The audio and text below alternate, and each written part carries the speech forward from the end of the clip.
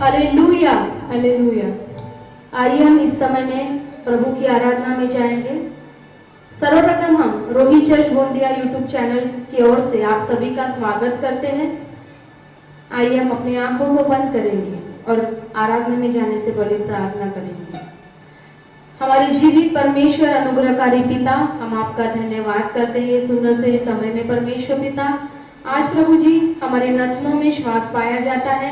आज हम जीवित हैं, आज का दिन हम देख पाए प्रभु, हम आपका धन्यवाद करते हैं पिता परमेश्वर। हम जैसे भी हैं खुदा, हम आपके चरणों के निकट आते हैं प्रभु जी। हम दुआ करते हैं प्रभु, हमारे सारे पापों को तू क्षमा कर दे प्रभु। हमने कई ऐसे अपराध तेरे विरोध में किया होगा प्रभु, तू जानता है प्रभु, क्योंकि तू सर्वज्ञानी है प्रभु। तो हमारे मन के विचारों को भी जानता है, तेरा नियंत्रण है प्रभु हमारे मन पर। हम प्रार्थना करते हमारे सारे अपराधों को तू क्षमा कर दे, हमें शुद्ध कर और पवित्र कर। और परमेश्वर पिता, जब हम तेरी स्तुति आराधना में शामिल होते हैं, वचन कहता है उसके फाटकों में धन्यवाद के साथ और उसके आंगनों में स्तुति करते हुए प्रवेश करो प्रभु। हम धन्यवाद धन्यवाद धन्यवाद के साथ आपके सम्मुख आते हैं। वचन कहता है कि हे सारे पृथ्वी के लोगों, यहोवा का जय जयकार करो। सही में आज हम पृथ्वी के लोग हैं, आज हम जीवित हैं, हम आपकी स्तुति आराधना करते हैं। जब हम अपने अपने घरों में एकत्रित हैं प्रभु, तो हमारे मध्य में विराजमान हो, हमें आत्मा और सच्चाई से भर पवित्र आत्मा और प्रभु की स्तुति करने के लिए सहायता करें। हमें एक मन कर और एक मन कर होकर हम प्रभु की स्तुति आराधना करने पाए। धन्यवाद देते परमेश्वर पिता, आगे का संपूर्ण समय पवित्र आत्मा के नियंत्रण में देते हैं और इस प्रार्थना को यीशु के नाम से मांगते, सुन और दया से ग्रहण कर, आमीन। बोलो यीशु मसीह की जय, बोलो यीशु मसीह की जय। God is good all the time and all the time God is good. सही में प्रभु भला है, हर समय प्रभु भला है। तो क्यों ना हम उस महान परमेश्वर की, जो भला परमेश्वर है, स्तुति करें और आराधना करें। आइए हम इस गीत को गाते हैं, हमेशा आनंद है मुझे यीशु देता है। सही में हमें यीशु में हमेशा आनंद और आनंद और आनंद मिलता है। आइए हम इस गीत को गाते हैं।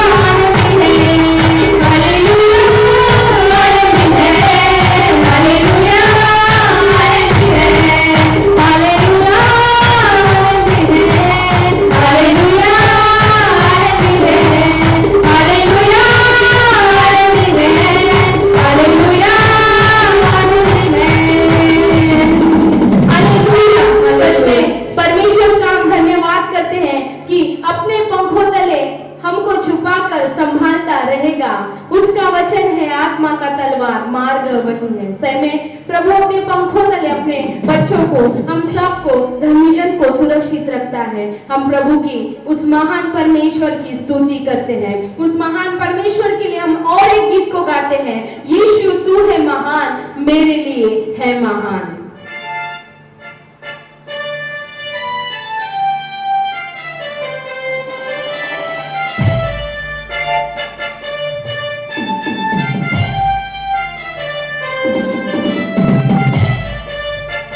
यीशु तू है महान, मेरे लिए है महान। यीशु तू है महान, मेरे लिए है महान।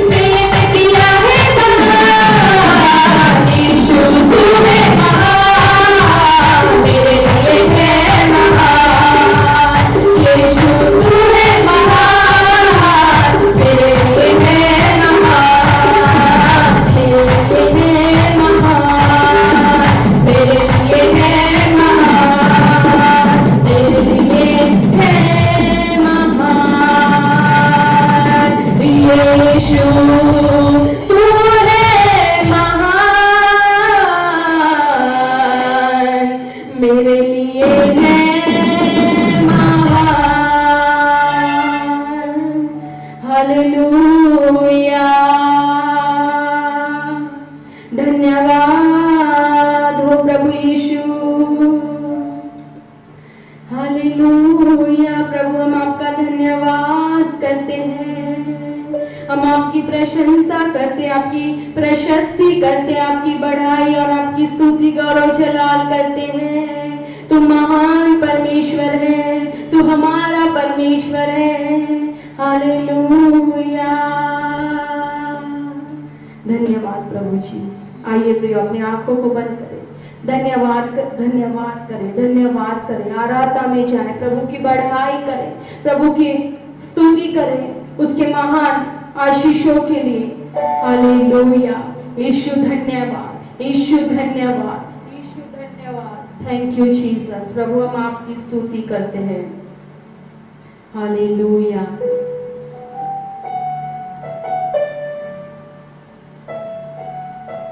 Hallelujah, hallelujah.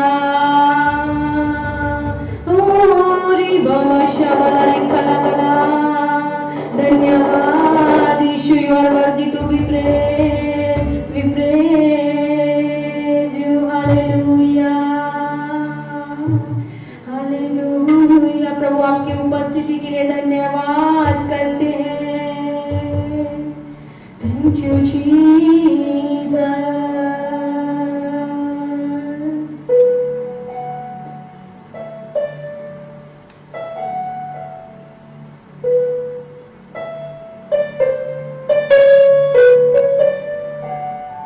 मेरी हर धड़कन में तेरा ही नाम हो, हर सांस की हो तू वजह, मेरे हर सुबह की तू शुरुआत हो, हर सांस में हो तू बसा। हम सब कहे मेरी हर धड़कन में तेरा ही नाम हो, प्रभु यीशु हर सांसों की हो तू वजह, परमेश्वर का मेरी हर सुबह की तू शुरुआत हो, एहसास में हो तू बसा, न हो अब पास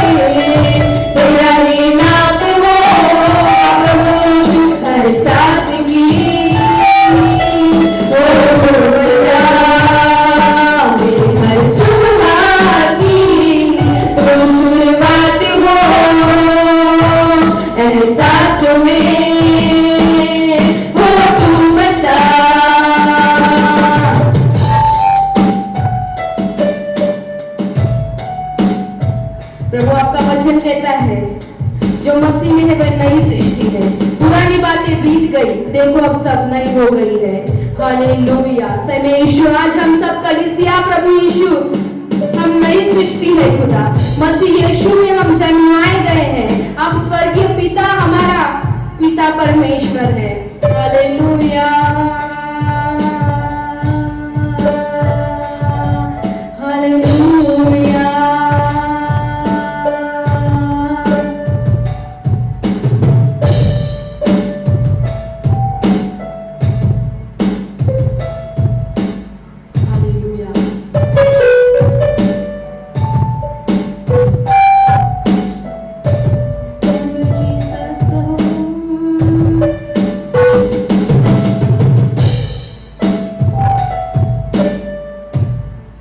पिछला सब जाता रहे,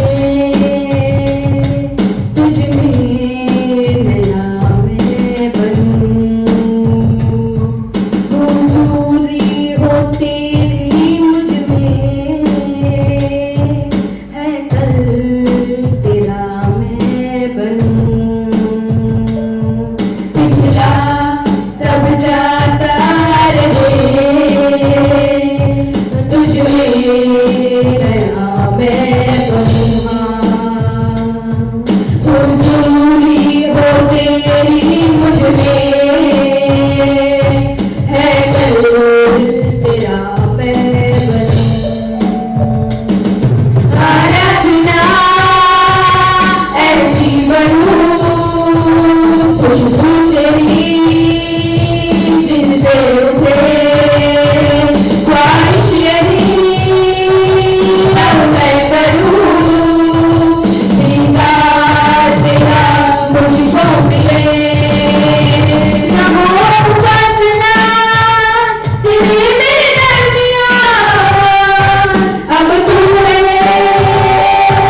मेरा रहनुमा, ये मेरी होता रहे, न हो ये जिस्म मेरा, बन जाऊं मैं तेरे रूह का सिला, मेरी हर धड़कन में तेरा ही नाम हो, हर सांसों की वो तू वजह, मेरे हर सुबह की तू शुरुआत हो, एहसास में हो तू बसा, मेरी हर धड़कन में तेरा ही नाम हो, हर सांसों की हो तू वजह, मेरी हर सुबह की तू शुरुआत हो, हर सांस में हो तू बसा, एहसास में हो तू बसा, एहसास में हो तू बसा। हालेलुया।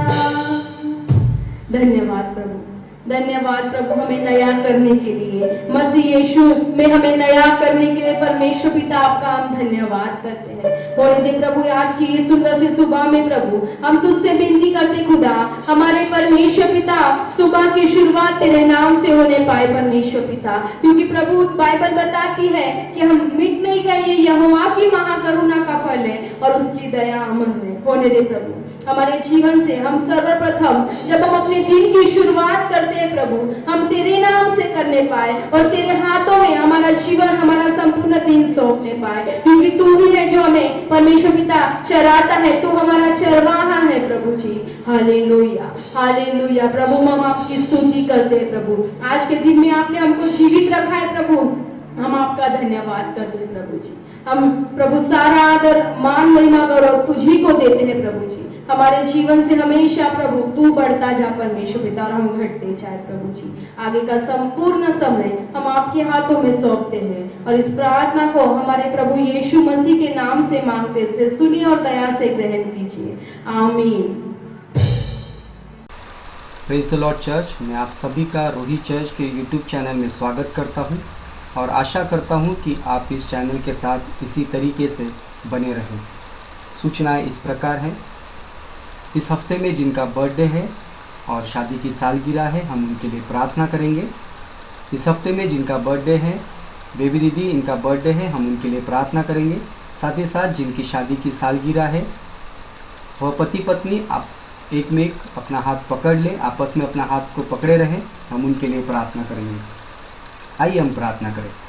हे सर्वशक्तिमान पिता, हम आपके नाम को धन्यवाद करते हैं। हे प्रभु यीशु, हम आपके नाम को धन्यवाद करते हैं। इस सुंदर से समय के लिए, इस सुंदर से संगति के लिए हम आपके नाम को धन्यवाद करते हैं।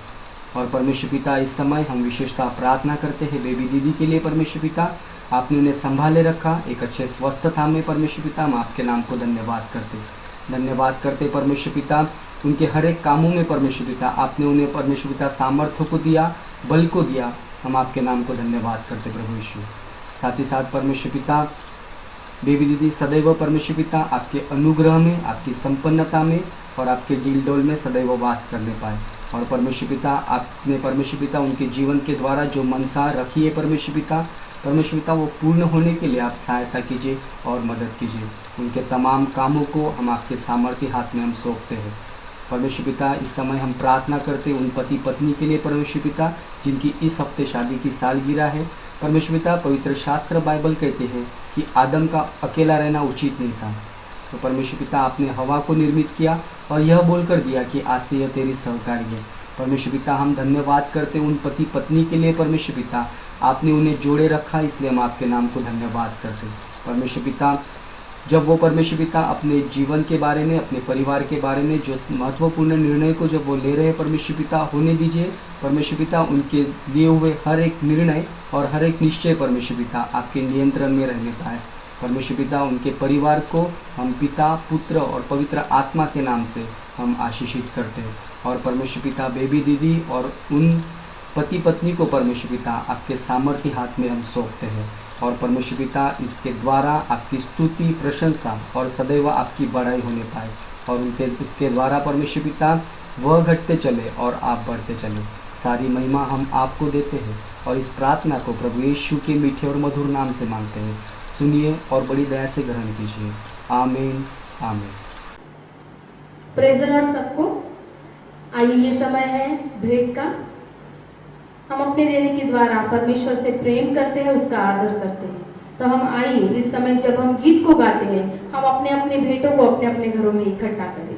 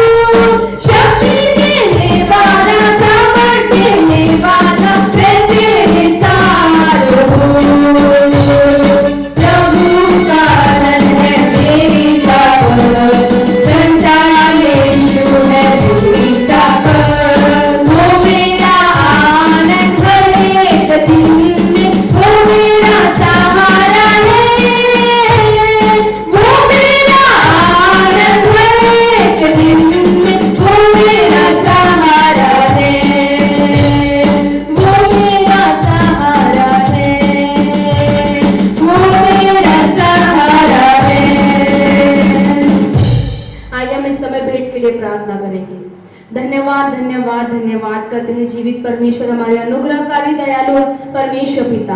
हम फिर से एक बार आपके सम्मुख आते हैं परमेश्वर पिता, और विशेषकर परमेश्वर पिता हम भेंट के लिए प्रार्थना करते प्रभु जी, जो हम सब ने परमेश्वर पिता आपकी भेंटों को दिया है, आपके सम्मुख लाया है परमेश्वर पिता। प्रभु ली हुई सारी भेंटों को हम तेरे सम्मुख रखते हैं और परमेश्वर पिता विनती करते प्रभु सारी भेंटों को तू शुद्ध कर और आशीषित कर, और होने दे परमेश्वर पिता सभी को तू आशीष कर परमेश्वर पिता। सबके घर के भंडार अन्न जल खत्तों को तू आशीषित कर, और परमेश्वर पिता अपने आकाश के झरोखे को खोल कर अपरंपार आशीष से प्रभु हमारे कलीसिया को हम सब को तू आशीषित कर, हर एक के कामों को तू आशीषित कर, हर एक के घरों में तेरा बरकत प्रभु राज्य करे, हम दुआ करते परमेश्वर पिता। और जो भेंट लाई गई है प्रभु, होने दे प्रभु इससे परमेश्वर पिता तेरे राज्य का काम होने पाए। सारा आदर मान महिमा करो तुझे देते परमेश्वर पिता, और इस प्रार्थना को प्रभु यीशु के नाम से मांगते, सुन और दया से ग्रहण कर, आमीन।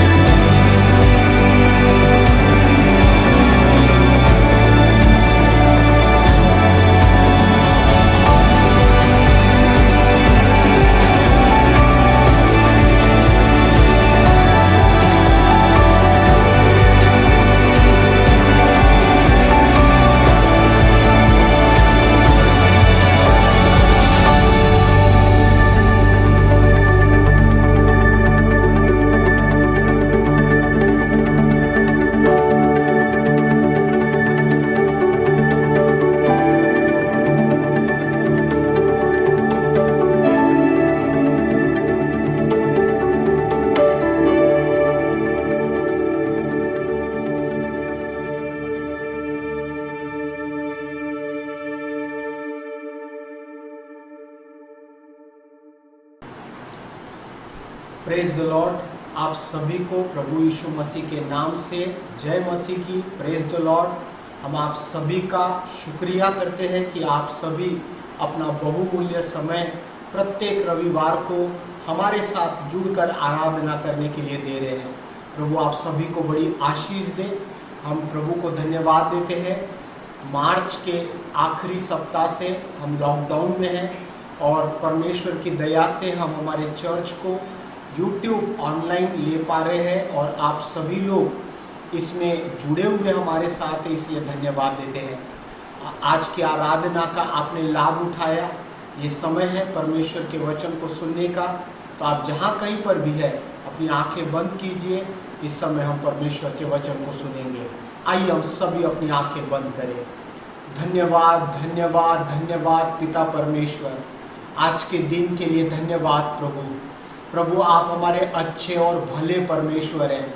आपने फिर से एक बार नया दिन हमारे जीवन में जोड़ा आपके वचन को सुनने के लिए, आपके वचन का अनुयायी होने के लिए। प्यारे परमेश्वर पिता, आज के वचनों को आशीष कर, तू हमसे बातचीत कर, हम हर एक के हृदय से बातचीत कर प्रभु। आज का हमारा आपकी आराधना में इकट्ठा होना, वचन को सुनना व्यर्थ न जाने पाए। तो हमसे बातचीत कर, हम में से हर एक को आशीष दे प्रभु। आगे जो भी इन वचनों को सुने उन सबों को भी आशीष दे। हम आपके नाम को धन्य महिमा देकर इस प्रार्थना को प्रभु यीशु के नाम से मांगते पिता, सुन और दया से ग्रहण कर। आमीन आमीन। हालेलुया। परमेश्वर को धन्यवाद देते हैं। एक बार फिर से सुनहरा अवसर उन्होंने हमको दिया कि हम परमेश्वर के वचन को सीखें। मैं समझता हूँ कि जब परमेश्वर का वचन हम सुनते हैं, इससे पहले कि हम किसी और तक इसको हम सुनाएं, ये सबसे पहले मेरे और आपके लिए होता है कि हम अपने जीवन को इसके द्वारा, इसका प्रभाव हमारे जीवन में हम देखने पाए। आमीन। आइए, अगर आपके साथ आपकी बाइबल है तो आप निकाल लीजिए यूहन्ना रचित सुसमाचार, इसका 14 अध्याय और इसका 7 पद। यूहन्ना रचित सुसमाचार, इसका 14 अध्याय और इसके 7 पद में इस प्रकार से बाइबल में लिखा हुआ है, यदि तुम मुझ में बने रहो और मेरा वचन तुम में बना रहे, तो जो चाहो मांगो वह तुम्हारे लिए हो जाएगा। यहाँ पर पवित्र शास्त्र कहता है कि यदि तुम मुझ में बने रहो और मेरा वचन तुम में बना रहे, तो जो चाहो मांगो और वह तुम्हारे लिए हो जाएगा। मेरे प्रियो, आज मैं इस वचन से आपको ये बताने की कोशिश करूंगा कि प्रार्थना प्रभावशाली कैसे बनती है, या प्रार्थना वो जिसका उत्तर परमेश्वर देते हैं, ये कौन सी प्रार्थना होती है जिसका उत्तर प्रभु देते हैं। तो आज का विषय ही है उत्तरित प्रार्थना या प्रभावशाली प्रार्थना। अगर मैं प्रभावशाली कहता हूं तो इसका मतलब होता है कि उत्तर प्राप्त किया जा सकता है, ऐसी प्रार्थना जिसको परमेश्वर उत्तर देने में दिलचस्पी रखता है, या दूसरे शब्दों में ऐसी प्रार्थना जिसका प्रभाव हम देख पाते हैं। आमीन। तो आप मेरे साथ तैयार हो जाइए आज के इन वचनों को सुनने और सीखने के लिए। अपने मसीह चाल चलन में विश्वासी यदि कोई सर्वाधिक महत्वपूर्ण कार्य कर सकता है तो वह यह सीखना कि प्रभावी रूप से प्रार्थना कैसे की जा सकती है। एक मसीह होने के नाते, एक प्रभु का जन होने के नाते, एक व्यक्ति अगर अपने जीवन में कोई महत्वपूर्ण कार्य सीखना चाहता है तो एक वो कार्य है यह सीखना कि वो अपने जीवन में प्रभावशाली या प्रभावी रूप से प्रार्थना कैसे की जा सकती है। हालेलुया। मेरे प्रियो, आज का विषय ना सिर्फ आप तक मैं पहुंचाने के लिए हूं, परंतु ये मेरे भी हृदय को छूता है कि एक विश्वासी होने के नाते मुझे और आपको सबसे महत्वपूर्ण सीखना है वो ये कि प्रभावशाली प्रार्थना कैसे की जा सकती है। मैं कैसे प्रार्थना करूं जिसका उत्तर परमेश्वर देते हैं। मैं कैसे एक प्रभावशाली प्रार्थना करने वाला बन जाऊं।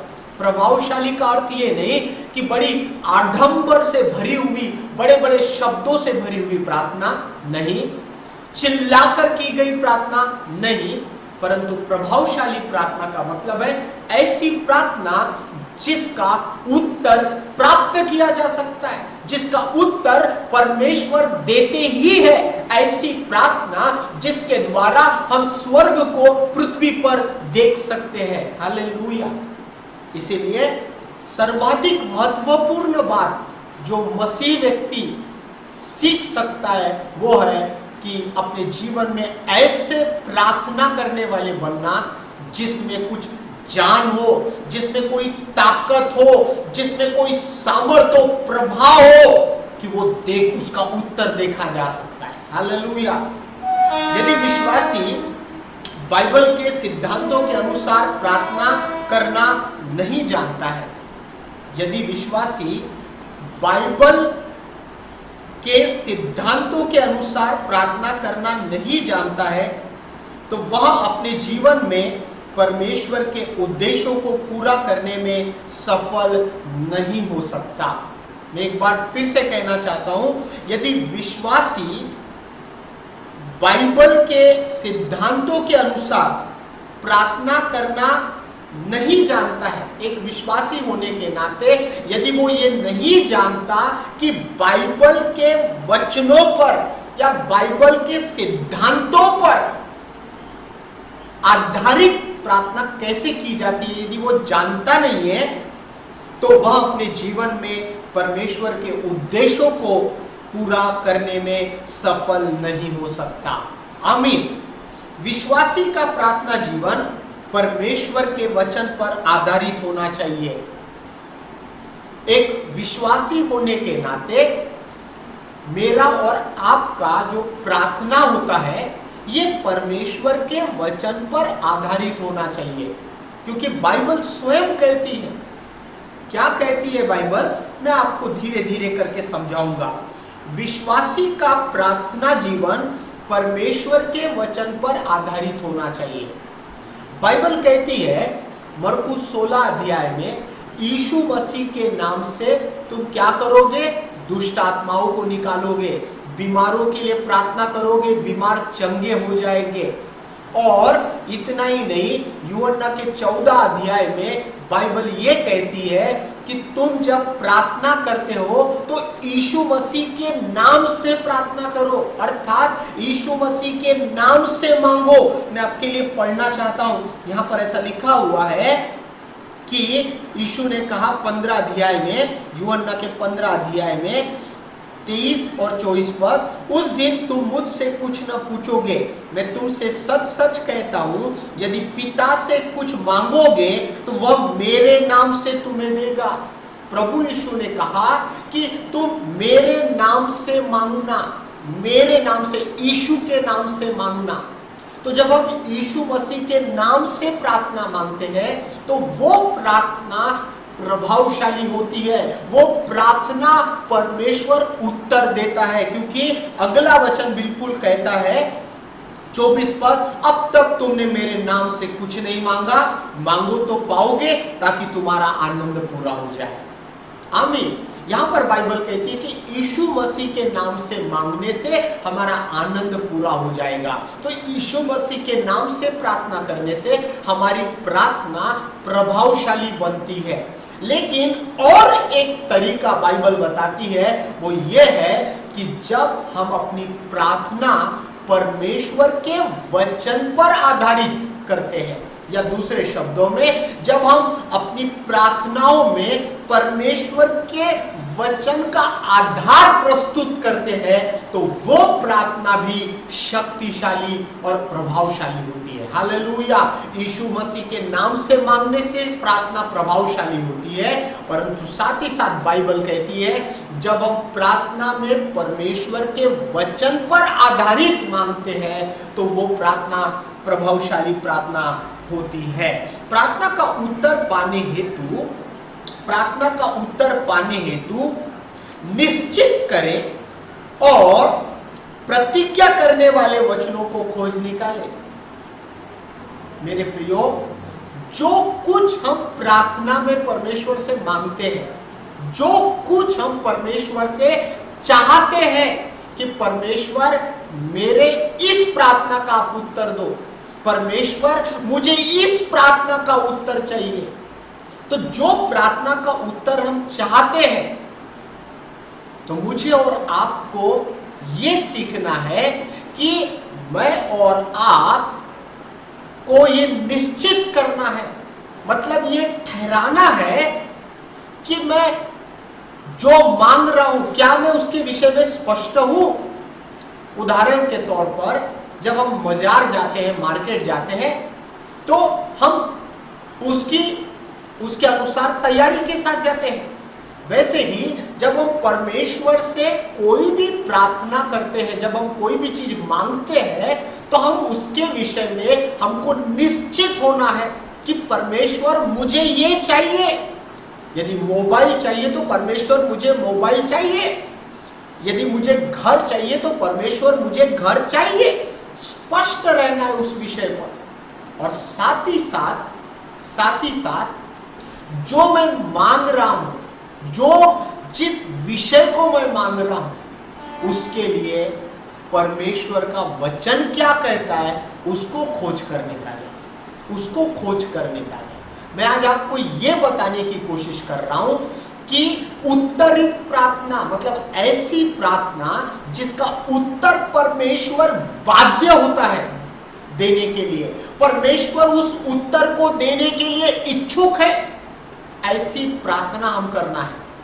तो जब हम ऐसी प्रार्थना करते हैं तो सबसे पहले मुझे और आपको ये डिसाइड करना, ये निश्चित करना है कि मुझे क्या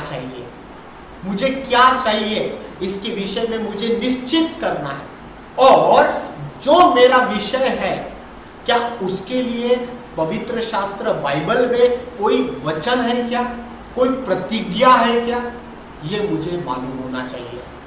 मेरे प्रियो, प्रार्थना का उत्तर पाने हेतु परमेश्वर की ओर से क्या पाना चाहते हैं, इस बात को निश्चित करें। प्रभु से क्या चाहिए, वो चीज जो आप पाना चाहते हैं उसके विषय में स्पष्ट रहिए। और उसके विषय में बाइबल में कहां पर वचन है, बाइबल में कहां पर वचन है, बाइबल में कहीं लिखा है क्या ऐसा कोई प्रतिज्ञा है क्या, प्रभु ने ऐसा कोई वादा किया है क्या इस विषय को लेकर, वो वचन को जोड़ दीजिए। मेरा प्रार्थना निवेदन और परमेश्वर का वादा जब हम जोड़ते हैं तो बाइबल आधारित जब मैं कोई चीज परमेश्वर से मांगता हूं या परमेश्वर के वादे के अनुसार मांगता हूं या वचन में लिखा गया उसके अनुसार मांगता हूं, तो परमेश्वर वो प्रार्थना का उत्तर देते हैं। या दूसरे शब्दों में, जो प्रार्थना परमेश्वर के वचन पर आधारित है वो प्रार्थना प्रभावशाली प्रार्थना है, वो प्रार्थना ऐसी प्रार्थना है जिसका उत्तर परमेश्वर देते हैं। हालेलुया। प्रार्थना परमेश्वर के साथ संगति करना है। प्रार्थना परमेश्वर के साथ क्या करना है, संगति करना है। देखिए, जब हम परमेश्वर के साथ संगति करते हैं तो परमेश्वर के साथ संगति करते समय मैं परमेश्वर के साथ एक हेल्दी या स्वस्थ संबंध बनाऊं। बाइबल में लिखा हुआ है कि जब तू प्रार्थना करे तो अपनी कोठरी में जा।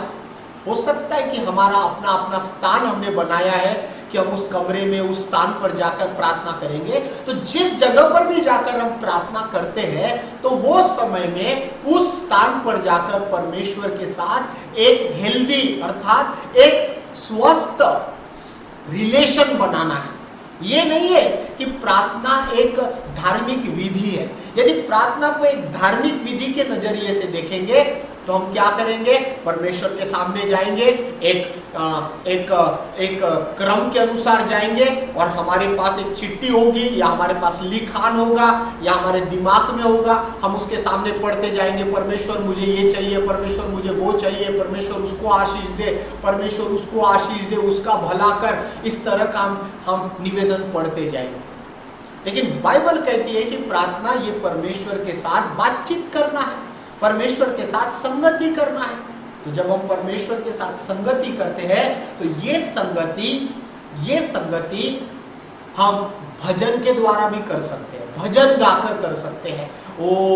जब परमेश्वर उस स्थान पर हम आते हैं जो हमने ठहराया है, वो स्थान पर आकर प्रभु हम तेरा धन्यवाद देते हैं, प्रभु जी हम आपकी स्तुति करते हैं। प्रभु जी धन्यवाद आज के दिन के लिए, आपने मुझे जीवित रखा इसलिए धन्यवाद। अचानक से एक गीत उभर आ गया, वो गीत प्रभु के सामने गा लेना। और वो गीत गाने के बाद ऐसे लगा कि कहीं तो भी मेरे हाथ से चूक हो गई है, गलती हो गई है, एहसास हो रहा है, तो प्रभु से कहें कि प्रभु मुझे माफ कर मेरे गलती के लिए। फिर और प्रभु की स्तुति करने का मन हो गया और उभर गए हम, प्रभु धन्यवाद, प्रभु धन्यवाद, प्रभु धन्यवाद। और उसके बाद ऐसे लगा समय बहुत हो गया, तो आप जरूर से वहां पर वाइंड अप क्लोज करके जा सकते हैं। इसका मतलब ये नहीं हो गया कि आज आपने प्रार्थना नहीं की, नहीं, आपने प्रार्थना की है, क्योंकि परमेश्वर के साथ संगति, प्रार्थना परमेश्वर के साथ संगति करना है। ये संगति आप परमेश्वर के साथ स्तुति और आराधना के माध्यम से कर सकते हैं। ये संगति आप परमेश्वर के सामने पश्चाताप के द्वारा कर सकते हैं। ये संगति आप परमेश्वर को धन्यवाद देकर कर सकते हैं, अथवा आप ये संगति परमेश्वर के सामने अपने निवेदनों को रखकर कर सकते हैं। आमीन। प्रार्थना परमेश्वर के साथ संगति करना है, और ये संगति आप गीतों को गाकर कर सकते हैं, स्तुति आराधना के द्वारा, धन्यवाद के द्वारा, पश्चाताप के द्वारा, और इतना ही नहीं, आप निवेदन के द्वारा भी कर सकते हैं। आमीन। अक्सर ये पूरा पैकेज होता है जो हम परमेश्वर के सामने रखते हैं, उसको हम प्रार्थना कहते हैं। लेकिन प्रार्थना परमेश्वर के साथ संगति करना है। ये संगति तो आप बिना निवेदन करके भी कर सकते हैं। ये संगति तो आप सिर्फ गीत गाकर भी कर सकते हैं। ये संगति तो आप परमेश्वर के सामने मात्र निवेदन को ही बोलकर भी कर सकते हैं। यह आप पर निर्भर करता है। आमीन। मैं आपको और आगे कुछ बोलना चाहता हूं। बहुत कम मसीह विश्वासी प्रार्थना में परमेश्वर के वचन के महत्व को समझते हैं। बहुत कम मसीही विश्वासी लोग प्रार्थना में परमेश्वर के वचन को, परमेश्वर के वचन के महत्व को समझते हैं। बहुत कम विश्वासी समझते हैं। हम जानते हैं कि परमेश्वर का वचन उसकी इच्छा है। मेरे प्रियो, परमेश्वर का वचन परमेश्वर की इच्छा है। तो इसीलिए बाइबल परमेश्वर का वचन, ये परमेश्वर का मन है। ये वचन परमेश्वर का मन है। अगर आपको और मुझे जानना है कि परमेश्वर की इच्छा क्या है, तो उसकी इच्छा हमको बाइबल में पता चलती है। और जब मैं प्रार्थना निवेदन करता हूं, कोई भी चीज मांगना चाहता हूं, वो चीज के लिए जब मैं निवेदन करता हूं, यदि परमेश्वर का वचन मुझे पता है कि परमेश्वर का वचन अमुक अमुक कहता है, अगर वो प्रार्थना निवेदन को वचन से जोड़ देता हूं या वचन का आधार दे देता हूं, तो मुझे परमेश्वर की इच्छा पहले से ही पता होती है कि प्रभु क्या चाहते हैं, प्रभु क्या चाहते हैं। क्योंकि परमेश्वर का वचन परमेश्वर की इच्छा है। जब मैं परमेश्वर के वचन के आधार पर प्रार्थना करता हूं, तो मैं परमेश्वर की इच्छा के अनुसार प्रार्थना करता हूं। और जब मैं परमेश्वर की इच्छा के अनुसार प्रार्थना करता हूं, तो परमेश्वर मुझे उसका उत्तर देता है। आमीन। देखिए, इसीलिए बाइबल से ऐसा पद खोज निकाले जो प्रार्थना के अनुसार निश्चित शब्दों में प्रतिज्ञा करता है। बाइबल से, क्योंकि परमेश्वर का वचन परमेश्वर की इच्छा है, और जो निवेदन मैं कर रहा हूं, यदि उसमें परमेश्वर की इच्छा क्या है मैं जोड़ता हूं, तो मैं ऐसा कहना चाहता हूं, जहां परमेश्वर की इच्छा मालूम होती है, वहां हमारे अंदर विश्वास तैयार हो जाता है कि प्रभु मेरी प्रार्थना सुनेगा, क्योंकि ये तो वचन के अनुसार प्रार्थना है, ये तो प्रभु की इच्छा के अनुसार प्रार्थना है। और प्रभु तो स्वयं चाहते हैं कि इस प्रकार की प्रार्थनाओं का वो उत्तर दे। आमीन। प्रभु चाहते हैं कि इस प्रकार की प्रार्थनाओं का उत्तर दे। तो इसीलिए बहुत कम विश्वासी परमेश्वर के वचन को प्रार्थना में उसके महत्व को समझते हैं। हम जानते हैं, इसीलिए बाइबल से ऐसा पद खोज निकाले कि प्रभु की प्रतिज्ञा क्या कहती है, परमेश्वर का वचन क्या कहता है, ताकि मेरी प्रार्थना में एक सामर्थ हो, एक ताजगी हो, एक परमेश्वर की इच्छा शामिल हो। आमीन। यदि वचन उन बातों की प्रतिज्ञा नहीं करता, यदि वचन जो आप मांग रहे हैं, यदि वचन उस बात की प्रतिज्ञा नहीं करता जिन्हें आप पाना चाहते हैं, तो उन बातों के लिए प्रार्थना करने में कोई अर्थ नहीं। जो चीज प्रभु नहीं चाहते या वचन में उसके बारे में किसी प्रकार का उल्लेख नहीं है, या दूसरे शब्दों में यदि वचन उन बातों की प्रतिज्ञा नहीं करता जिन्हें आप पाना चाहते हैं, तो उन बातों के लिए प्रार्थना करने में कोई अर्थ नहीं है। परमेश्वर का वचन जिन बातों को नहीं चाहता कि आप पाए, उन बातों को पाने की चाह आपको नहीं रखना चाहिए। यदि प्रभु का वचन नहीं चाहता कि आपने उसकी चाहत रखना चाहिए, तो फिर आप जबरदस्ती आप उसकी चाहत क्यों रख रहे हैं?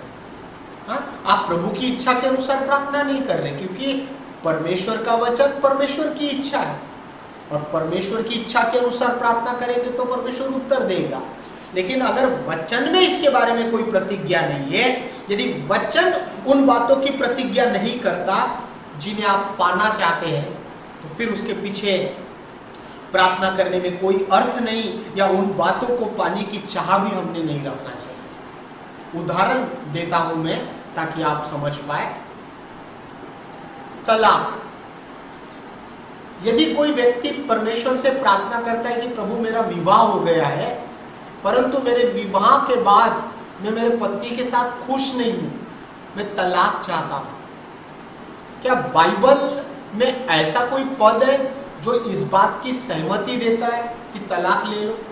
हाँ, बाइबल में लिखा हुआ है, व्यभिचार के कारण के अलावा और कोई कारण से, व्यभिचार के कारण से तलाक दिया जा सकता है, और कोई कारण से तलाक नहीं दे सकते। लेकिन बाइबल पुराने नियम में कहती है परमेश्वर तलाक से नफरत करता है, गॉड हेट्स डिवोर्स। तो प्रभु का वचन अनुमति नहीं देता तलाक के लिए। तो जब प्रभु की इच्छा ही नहीं है तलाक, तो फिर हमने क्या वो प्रार्थना करना चाहिए? क्या प्रभु की इच्छा के अनुसार वो प्रार्थना है? क्या मेरे मांगने का जो विषय है, क्या उसको परमेश्वर का वचन किसी प्रकार का वादा करता है? क्या उस निवेदन के लिए परमेश्वर का वचन मुझको सहमति देता है? नहीं। तो तलाक के लिए परमेश्वर का वचन तब सहमति देता है व्यभिचार के कारण। और एक उदाहरण आपको देना चाहता हूं। अगर मैं कहता हूं कि प्रभु मुझे मृत्यु दे दे, प्रभु मैं मरना चाहता हूं, मैं परेशान हूं, मैं मर जाना चाहता हूं, क्या परमेश्वर का वचन मुझे अनुमति देता है क्या मैं ऐसी प्रार्थना करूं कि प्रभु मुझे मार डाल, या मैं मरना चाहता हूं, या दूसरे शब्दों में आत्महत्या कर? क्या प्रभु का वचन ऐसा अनुमति देता है? नहीं। तो फिर इस प्रकार की भी प्रार्थना नहीं करना चाहिए, क्योंकि इसके लिए वचन सहमत नहीं है, क्योंकि बाइबल स्वयं कहती है, यीशु मसीह ने कहा अपने चेलों से नाव तैयार करो, आओ हम पार चले। प्रभु नहीं चाहता, वो तो चाहता है कि हम हर परीक्षा, हर समस्या, हर तकलीफ से पार होकर जाए। जब यीशु मसीह ने ये कहा आओ हम पार चले, तो बाइबल कहती है कि जब वो लोग नाव में बैठे और जब वो यात्रा करने लगे तो वहां तूफान आया। लेकिन क्या वो मर गए? क्या सब कुछ समाप्त हो गया? नहीं। यीशु मसीह ने पहले ही कह दिया था कि आओ हम पार चले।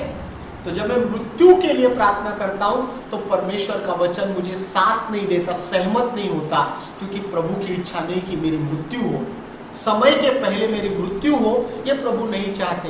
प्रभु चाहते हैं कि मैं मेरे जीवन का आनंद उठाऊं, और मेरे जीवन में यीशु मसीह जब आ जाता है तो मैं मेरे जीवन का असली मकसद समझ सकता हूं और मैं मेरे जीवन का आनंद उठा सकता हूं। आमेन। क्योंकि टीवी बनाने वाला एक उद्देश्य के साथ टीवी बनाया, मोबाइल बनाने वाले मोबाइल को एक उद्देश्य के साथ बनाया, वैसे मानव जाति को बनाने वाले ने मानव जाति को एक उद्देश्य के साथ बनाया है। जब हमको ये मकसद समझ में आ जाता है तब हम अपने जीवन का असली मजा ले सकते हैं। आमेन। और एक उदाहरण आपको देना चाहता हूं।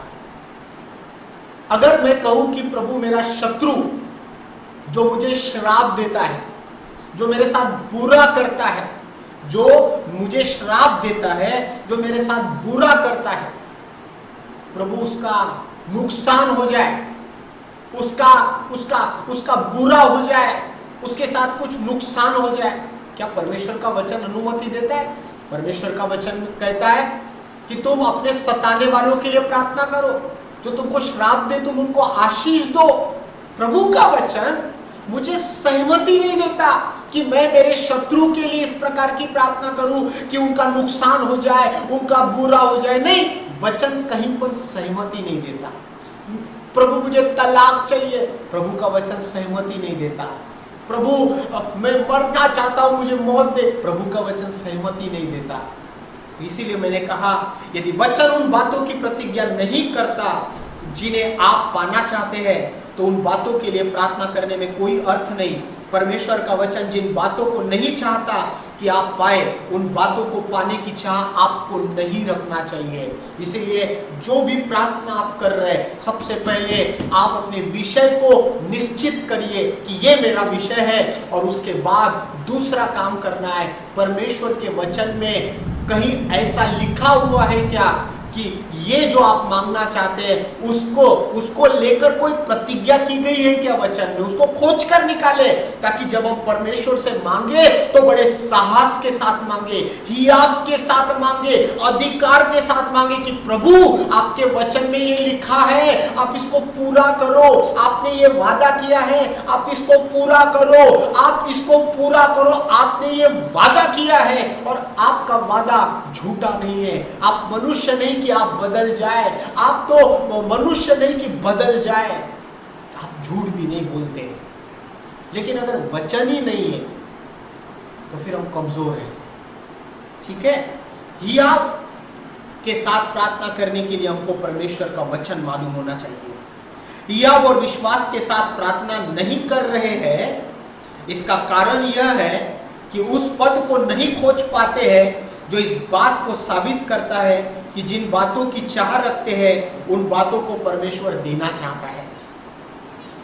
यदि वचन ही नहीं है हमारे पास उसको लेकर, जो विषय के लिए हम प्रार्थना कर रहे हैं, तो हमारे पास हियाव नहीं रहेगा।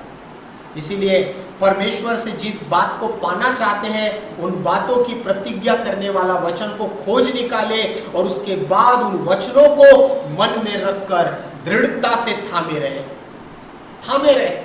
यदि वचन कहता है जो आप मांग रहे हैं, यदि उसके लिए उससे संबंधित, उसको सहमति देने वाला, प्रतिज्ञा करने वाला कोई वचन बाइबल में है, तो उस वचन को अपने अंदर दृढ़ता से ग्रहण कर लो, बसा लो। क्यों बसा लो मालूम है? क्यों बसा लो अपने अंदर दृढ़ता से? मैं आज आपको बताना चाहता हूं, इसीलिए दृढ़ता से बसा लो क्योंकि पूरब से अलग अलग विचार आएंगे, पश्चिम से अलग अलग विचार आएंगे, अलग अलग सलाह आएंगे, अलग अलग विचार आएंगे, अलग अलग सलाह आएंगे। लेकिन अगर आप चंगाई मांग रहे हो, यदि आप चंगाई के लिए प्रार्थना करें, प्रभु मुझे चंगाई दे दो, अब आपने वचन भी पढ़ लिया कि लिखा हुआ है कि यीशु मसीह के कोड़े खाने से हम चंगे हो गए हैं, ये वचन आपको पता है। यीशु मसीह ने कोड़े क्यों खाए? ताकि मैं और आप चंगे हो जाए। क्या यीशु मसीह ने कोड़े सिर्फ कुछ ही लोगों के लिए खाए कि वो चंगे हो जाए? क्या यीशु मसीह ने कोड़े सिर्फ ईसाई लोगों की चंगाई के लिए खाए? नहीं, यीशु मसीह ने कोड़े सारे मानव जाति के रोग से मुक्तता के लिए खाए। आमीन। जब ये मैं प्रार्थना कर रहा हूं कि प्रभु मुझे चंगा कर, और जब ये वचन मुझे मिल गया, मैंने खोज लिया कि वचन कहता है कि यीशु मसीह ने कोड़े खाए कि मैं चंगा हो जाऊं, तो ये पकड़ लिया हमने। अब ये हम दोनों मिलाकर दृढ़ता से, हियाव के साथ, दृढ़ता के साथ इसको ग्रहण कर ले कि ये प्रभु की इच्छा है कि मैं चंगा हो जाऊं, ये प्रभु की इच्छा है कि मैं चंगा हो जाऊं। अब उसके ऊपर दृढ़ता से उसको ग्रहण कर ले, उसके ऊपर दृढ़ता से खड़े हो जाए, हियाव के साथ कहे प्रभु से, प्रभु आपका वचन कहता है कि चंगाई मेरी है। हालेलुया। वो वचनों को खोज निकाले जो चंगाई से संबंध रखती है। जब यीशु मसीह संसार में थे तो बाइबल कहती है कि वो भला करता हुआ फिरा, चंगा करता हुआ फिरा। यीशु मसीह बीमारियों को चंगा करता हुआ फिरा, वो भले काम करता हुआ फिरा। यीशु नासरी गांव गांव बीमारों को, दुष्ट आत्माओं को निकालता हुआ फिरा। चंगाई के वचनों को ले लीजिए। अगर यीशु बीमारी चाहते थे तो गांव गांव घूमकर वो बीमारी बांटे होते। अगर यीशु मसीह चंगाई नहीं चाहते थे तो जो लोग बीमार हैं उनको वैसे ही रहने दिए होते। नहीं नहीं नहीं, यीशु मसीह ने 38 वर्ष के रोगी से कहा कि तू अपना बिस्तर उठा। यीशु मसीह ने 12 साल के लहू बहने वाली स्त्री से कहा, तेरे विश्वास ने तुझे चंगा किया। अगर यीशु चाहते कि वो बीमार रहे, वो कोढ़ी बीमार रहे, वो अंधा रहे, तो यीशु मसीह उनको चंगा नहीं किए होते। यीशु मसीह ने चंगाई के द्वारा ये साबित किया कि परमेश्वर का ये स्वभाव है कि वो बीमारी नहीं, वो चंगाई चाहता है। हालेलुया, वो चंगाई चाहता है। तो जब हमारे पास एक निश्चित विषय है कि प्रभु मुझे चंगाई चाहिए, उस वचन से संबंधित उस चंगाई से संबंधित जब मैं परमेश्वर का वचन ले लेता हूँ, उससे संबंधित जब मैं परमेश्वर का वचन ले लेता हूं, तो मैं दृढ़ता से उसे थामे रहूं, हियाब के साथ परमेश्वर से मांगूं। आमीन। और तब उन वचनों से उस शैतान के विरोध में उपयोग करने हेतु तैयार हो जाएंगे। अब मेरे पास दृढ़ता आ गई, हियाब आ गया, क्योंकि परमेश्वर का वचन ऐसा ऐसा कहता है। तब अब मैं शैतान के विरुद्ध में क्या करूंगा? इसका उपयोग करूंगा। पूरब से विचार आएंगे मुझे पजल करने के लिए, परेशान करने के लिए। पश्चिम से विचार आएंगे मुझे पजल करने के लिए, लेकिन अब मेरे पास परमेश्वर का वचन है। मैं दृढ़ता से थामे रहूंगा और अब मैं शैतान के विरुद्ध इसका उपयोग करूंगा। यीशु मसीह ने भी तो शैतान के विरुद्ध में, यीशु मसीह ने भी शैतान के विरुद्ध में यही इस्तेमाल किया। जब प्रभु यीशु मसीह की परीक्षा की गई तो यीशु मसीह ने कुछ ऐसा नहीं किया जो हम कर नहीं सकते। यीशु मसीह ने वो नहीं किया जो हम नहीं कर सकते। यीशु मसीह के पास परमेश्वर पिता का वचन था, उन्होंने वचन लिया और उसी वचन से शैतान को कहा, शैतान से कहा, यूं कहा, शैतान से कहा, शैतान से कहा, शैतान से कहा, और शैतान अपनी हार मानकर चला गया। मेरे प्रियो, वही वचन जब हम प्रार्थना कर किसी विषय के लिए कर रहे हैं, तो वो विषय जो मैं मांग रहा हूं, वो विषय को जब मैं परमेश्वर के वचन से जोड़ देता हूं, वचन के महत्व को समझता हूं, वचन की प्रतिज्ञा को जोड़ देता हूं, तब मेरे अंदर एक हियाव, एक ऊर्जा, एक ताकत है और मैं उस पर खड़ा होकर प्रभु से इस बात को क्लेम करता हूं कि प्रभु आपका वचन में लिखा है, इसका मतलब ये आपकी इच्छा है और मैं आपकी इच्छा के अनुसार मांगता हूं पिता कि मुझे चंगा कर। और अगर शैतान मुझे पजल करता है, मेरे अंदर अलग अलग प्रकार के विचारों को लाता है, तो मैं इन्हीं वचनों से शैतान को जवाब दूंगा। इन्हीं वचनों से मैं शैतान के विरुद्ध क्या करूंगा? शैतान के विरोध में उपयोग करूंगा। इन वचनों को उसके विरुद्ध में मैं इस्तेमाल करूंगा। मैं खुशी की बात आपको बताना चाहता हूं जो बहुत ही मजेदार है। बाइबल भजन संहिता इसके 92 अध्याय में इस प्रकार से कहती है, 92 भजन संहिता 92 में ये उस समय का वचन है जब शैतान यीशु मसीह की परीक्षा करता है। और शैतान जब यीशु मसीह की परीक्षा करता है तो कौन सा वाला वचन बोलता है? भजन संहिता 91 और इसका 11 और 12 पद देखिए क्या लिखा हुआ है। क्योंकि वह अपने दूतों को तेरे निमित्त आज्ञा देगा कि जहां कहीं तू जाए वहां तेरी रक्षा करे। शैतान यीशु मसीह को बोलता है कि तू स्थान से कूद जा, एक ऊंचे स्थान से कूद जाने के लिए बोलता है। और क्या बोलता है? क्योंकि वह अपने दूतों को तेरे निमित्त आज्ञा देगा कि जहां कहीं तू जाए वे तेरी रक्षा करे, वे तुझको हाथों हाथ उठा लेंगे, ऐसा न हो कि तेरे पांवों में पत्थर से ठेस लगे। शैतान ये वचन यीशु मसीह को बता रहा है। लेकिन अगर इस अध्याय का अगर 13 पद पढ़ोगे, मैंने अभी आपके सामने 11 और 12 पद पढ़ा, अगर 13 वचन पढ़ेंगे तो देखिए क्या लिखा है। तू सिंह और नाग को कुचलेगा, तू जवान सिंह और अजगर को लताड़ेगा। अरे ये तो शैतान के बारे में है। तो शैतान ने यीशु मसीह को आधा सच बताया, पूरा सच नहीं बताया, माफ कीजिए, आधा सच बताया। यीशु मसीह को बता रहा है कि तू कूद जा, लिखा है कि वो तेरे लिए दूतों को आज्ञा देगा, वो तेरे पैरों में पत्थर से ठेस नहीं लगने देगा। लेकिन अगला वचन शैतान के बारे में ही कहता है, इसलिए शैतान आधा सच बता रहा है। तो शैतान पूर्व, पश्चिम, उत्तर, दक्षिण अलग अलग जगह से हमको परेशान करने वाले विचार लाएगा, ये कहकर कि नहीं नहीं नहीं नहीं, बहुत दिन से प्रार्थना किया, तुम चंगे नहीं हो गए, बहुत दिन से प्रार्थना की, अभी तक उत्तर नहीं मिला, शायद प्रभु नहीं चाहते कि आप चंगे हो जाओ, प्रभु नहीं चाहते कि इस प्रार्थना का उत्तर आपको दिया जाए।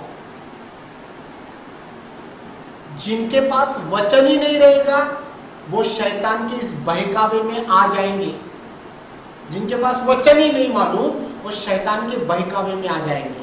लेकिन अगर आपको परमेश्वर का वचन पता है, आपने खोज कर निकाला है, तो आप दृढ़ता से शैतान के साथ उन वचनों के आधार पर लड़ाई कर सकते हैं, उसके विरोध में आप खड़े हो सकते हैं। यीशु ने कुछ हटकर नहीं किया, यीशु ने भी यही किया। वो वचन जानता था और उसने वचन का ही इस्तेमाल शैतान के विरुद्ध में किया। इसलिए मेरे प्रिय भाई बहनों, आज जब हम प्रार्थना के विषय में सुन रहे हैं तो मैं आपको कहना चाहता हूं कि प्रार्थना वो प्रार्थना प्रभावशाली है जिस प्रार्थना में परमेश्वर का वचन सहमत है, या परमेश्वर के वचन के आधार पर हम प्रार्थना करते हैं, वो प्रार्थना प्रभावशाली है।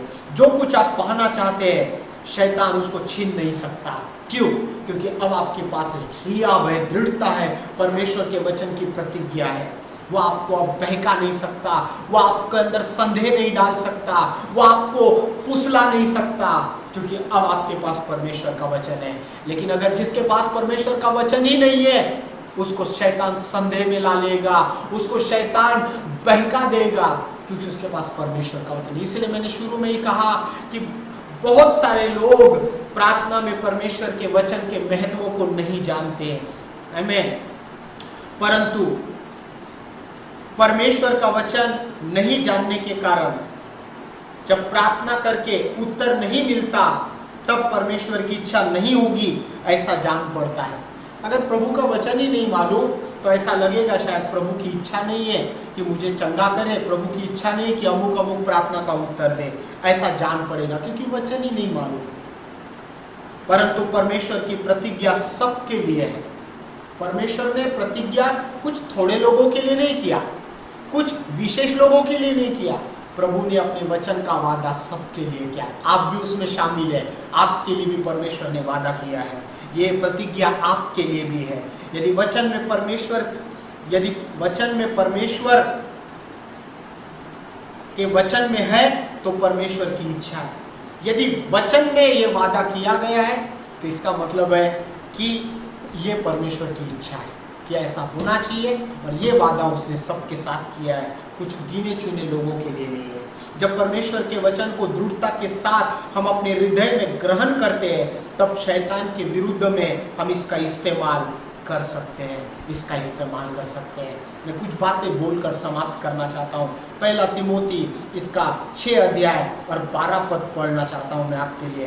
पहला तिमोथी और इसका 6 अध्याय, पहला तिमोथी इसका 6 अध्याय और इसका 12 पद। क्या लिखा हुआ है? विश्वास की अच्छी कुश्ती लड़। क्या कर? विश्वास की अच्छी कुश्ती लड़। इसका क्या मतलब हो गया? अब देखिए, हमने शुरुआत की थी कि जो भी कुछ परमेश्वर से हम मांगना चाहते हैं, ठीक है, उसके बारे में पहले स्पष्ट हो जाइए कि मैं क्या चाहता हूं। फिर बाद में हमने सीखा कि जो मैं मांगना चाहता हूं उसको परमेश्वर के वचन का आधार देना है।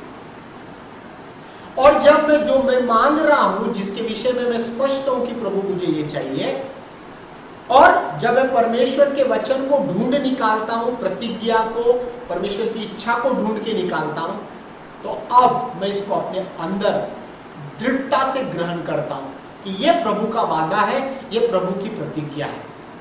परमेश्वर का वचन परमेश्वर की इच्छा है, ये प्रभु की इच्छा है। ये जो मैं मांग रहा हूं इसके प्रति प्रभु की इच्छा ये है।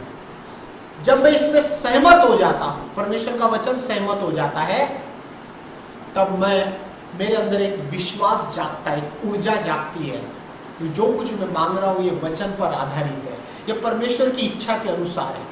और जो प्रार्थना परमेश्वर की इच्छा के अनुसार हम करते हैं, परमेश्वर के वचन के आधार पर करते हैं, वो प्रार्थना का उत्तर परमेश्वर देता है। आमीन। जब अभी मेरे पास विषय भी है, वचन भी है, लेकिन शैतान मेरा पीछा नहीं छोड़ता। शैतान मुझे बार बार संदेह डालता है, मुझे वो बहकाना चाहता है, लेकिन अब मेरे पास वचन है। अब क्या करूंगा मैं? तिमोथी की किताब में हमने पढ़ा 6:12 में, तिमोथी की पत्री में, विश्वास की अच्छी कुश्ती लड़। अब मैं ये वचन को जो मैंने पाया है, जो प्रतिज्ञा, जो परमेश्वर की इच्छा मुझे पता चली है प्रभु के वचन से, उसको लेकर शैतान के विरुद्ध में क्या करूंगा? मैं इसका इस्तेमाल करूंगा। मतलब विश्वास की कुश्ती लड़ूंगा। शैतान तू मुझे डरा नहीं सकता, शैतान तू मुझे बहका नहीं सकता, तू मुझे संदेह नहीं ला सकता। अब मैं विश्वास की कुश्ती लड़ रहा हूं। अब मैं विश्वास की क्या लड़ रहा हूं? कुश्ती लड़ रहा हूं, कुश्ती लड़ रहा हूं। आमीन। कुश्ती लड़ रहा हूं, मैं परमेश्वर के वचन के आधार पर कुश्ती लड़ रहा हूं। आखिरी का शब्द इसे ध्यान से सुनिए। मैंने पिछले संदेश में कहा था कि बाइबल में ऐसे बहुत सारे विषय हैं जिसका उत्तर डायरेक्ट नहीं दिया गया है, डायरेक्ट हमको उत्तर नहीं दिया गया है। परंतु जब रोज हम परमेश्वर से प्रार्थना करते हैं और रोज जब हम बाइबल पढ़ते हैं, जब हम रोज बाइबल पढ़ते हैं और जब हम रोज प्रार्थना करते हैं, तो जब हम प्रार्थना करते हैं तो परमेश्वर जो बातें बाइबल में डायरेक्ट नहीं लिखी गई है, हमारे प्रार्थना के द्वारा और हमारे रोज वचन के पढ़ने के द्वारा परमेश्वर उस बात की भी हमारे अंदर क्षमता पैदा करता है, या उस बात की समझ हमको देता है कि जो डायरेक्ट नहीं लिखा है फिर भी उसको मैं कैसे हैंडल करूं, क्या मैंने वो करना चाहिए अथवा नहीं करना चाहिए, इसकी सुबुद्धि परमेश्वर हमको दे देता है। आमीन। इसलिए वचन को खोज निकाले, जो विषय आपके पास है उसके लिए वचन खोज निकालिए और वो वचन को खोज कर दृढ़ता से उसको थाम लीजिए और इसका इस्तेमाल शैतान के विरुद्ध में कीजिए। यीशु ने ऐसा ही किया। विश्वास की कुश्ती लड़िए, विश्वास की कुश्ती लड़िए कि प्रभु ये मेरा है, ये मेरा है। शैतान को मैं इनकार करता हूँ, शैतान का मैं सामना करता हूँ, मैं शैतान का इनकार करता हूँ। वचन कहता है कि ये प्रभु की इच्छा है कि मैं चंगा हो जाऊं, ये प्रभु की इच्छा है कि मैं सफल हो जाऊं, ये प्रभु की इच्छा है कि मैं संपन्न हो जाऊं। बाइबल कहती है भजन संहिता में कि परमेश्वर अपने दासों की, अपने सेवकों के संपन्नता से प्रसन्न होता है। भजनकार लिखता है कि परमेश्वर अपने अभिषिक्त की प्रार्थना को सुनता है। बाइबल ये कहती है कि परमेश्वर का वचन कहता है कि परमेश्वर प्रार्थनाओं का सुनने वाला परमेश्वर है। आमीन। परमेश्वर प्रार्थना का सुनने वाला परमेश्वर है। जब हम प्रार्थना करते हैं परमेश्वर सुनता है। आइए हम अपनी आंखें बंद करें और इस समय प्रार्थना करें। हालेलुया। आइए आप जहां कहीं पर भी है अपनी आंखें बंद करें। परमेश्वर अपने अभिषिक्त की प्रार्थना को सुनता है। बाइबल कहती है कि परमेश्वर अपने दासों की संपन्नता से प्रसन्न होता है। यूहन्ना इसका 3री पत्री, इसका 1 अध्याय और इसके 2 वचन में बाइबल कहती है कि जैसे तू आत्मिक उन्नति कर रहा है वैसे सभी बातों में उन्नति कर। ये परमेश्वर की इच्छा है। प्रभु का वचन इस प्रकार से कहता है। जब हमारे पास परमेश्वर का वचन है, हमारे पास याब है, हम इसको दृढ़ता से ग्रहण करें और शैतान के विरुद्ध में इसका इस्तेमाल करें। यीशु ने यही किया। आइए आप अपनी आंखें बंद करें। रुदा नामा सिखोरी आला राला राबा, रुदा नामा सिखारा बाला बाला बा। परमेश्वर पिता, मैं एक ऐसी प्रार्थना करने वाला व्यक्ति बनना चाहता हूँ कि जिसकी प्रार्थना में प्रभाव हो, बड़ी आवाज नहीं, बड़ा चिल्लाना नहीं प्रभु जी, ऐसी प्रार्थना जिसका उत्तर प्राप्त होता है, ऐसी प्रार्थना जिसका उत्तर प्राप्त होता है, ऐसी प्रार्थना जिसका उत्तर देखा जाता है। प्रभु, प्रभावशाली प्रार्थना करने वाला मैं बनना चाहता हूँ। और आज आपने सिखाया कि प्रभावशाली प्रार्थना जब हम यीशु के नाम से करते हैं, आज आपने हमको सिखाया कि जब हम प्रार्थना में परमेश्वर के वचन के आधार पर प्रार्थना करते हैं, वो प्रार्थना प्रभावशाली प्रार्थना है, क्योंकि वो बाइबल आधारित प्रार्थना है, वो परमेश्वर की इच्छा के अनुसार प्रार्थना है, और ऐसी प्रार्थना का परमेश्वर उत्तर देते हैं। हमने पढ़ा प्रभु जी, हमने पढ़ा परमेश्वर पिता, प्रभु हमने पढ़ा प्रभु जी यूहन्ना इसके 14 अध्याय में, प्रभु जी 14 अध्याय और इसके प्रभु हमने इसके 7 पद में पढ़ा, यदि तुम मुझ में बने रहो और मेरा वचन तुम में बना रहे तो जो चाहो मांगो वह तुम्हारे लिए हो जाएगा। प्रभु हम जो कुछ मांगेंगे उसमें परमेश्वर का वचन आधार हो जाए, इसके लिए हमारी सहायता कर प्रभु जी। प्रभु हर एक जिन्होंने सुना उन सबों को नाम नाम आशीष दे प्रभु जी, हर एक को नाम नाम आशीष दे। आज के दिन के लिए धन्यवाद, आज के वचन के लिए धन्यवाद, जो कुछ हमने सीखा उसके लिए धन्यवाद। सारा आदर सारी महिमा आपको देकर इस प्रार्थना को यीशु मसीह के नाम से मांगते पिता, सुन और दया से ग्रहण कर, आमीन आमीन। अब हमारे परमेश्वर का प्रेम, प्रभु यीशु मसीह का अनुग्रह और पवित्र आत्मा की संगति हम सबों के साथ प्रभु यीशु मसीह के दोबारा आगमन तक सदैव बनी रहे। कलीसिया मिलकर कहे आमीन आमीन।